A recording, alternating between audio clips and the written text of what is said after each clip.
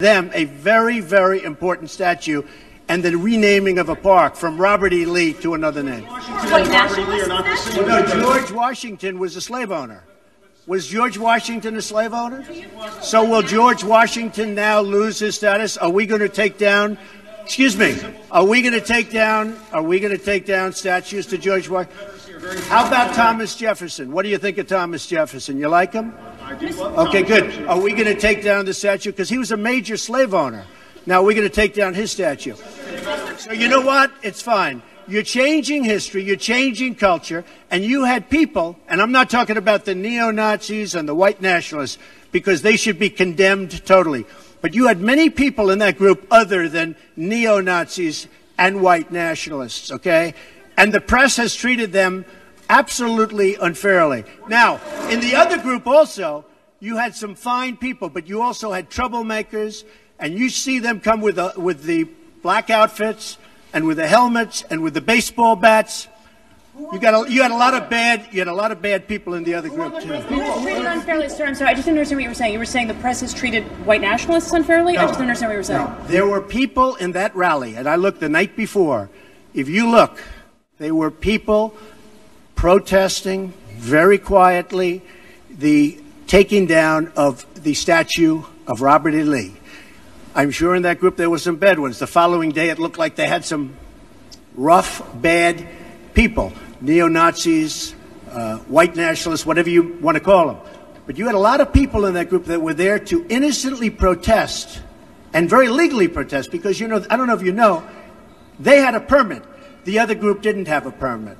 So I only tell you this. There are two sides to a story.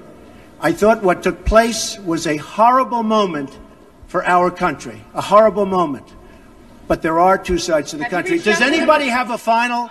Does anybody have? You have an infrastructure. What makes you think you can get an infrastructure bill? You didn't get health care. Well, you know, I'll tell you. We came very close with health care. Unfortunately, John McCain decided to vote against it at the last minute. You'll have to ask John McCain why he did that. But we came very close to health care. We will end up getting health care.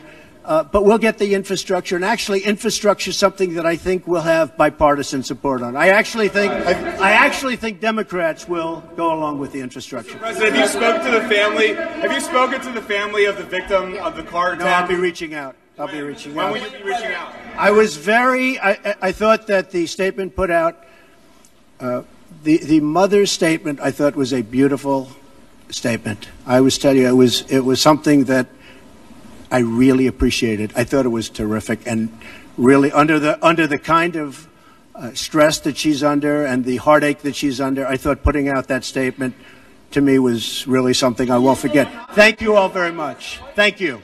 Thank you.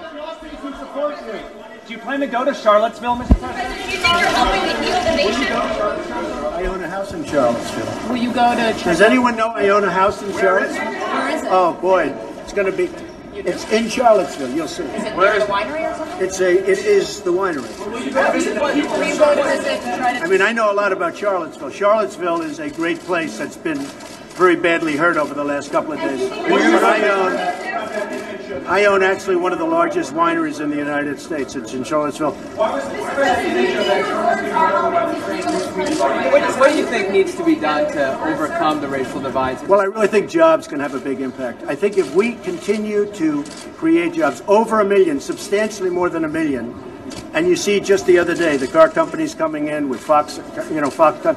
I think if we continue to create jobs at levels that I'm creating jobs, I think that's going to have a tremendous impact, positive impact on race relations. And what you said today, how do you think that will impact the racial?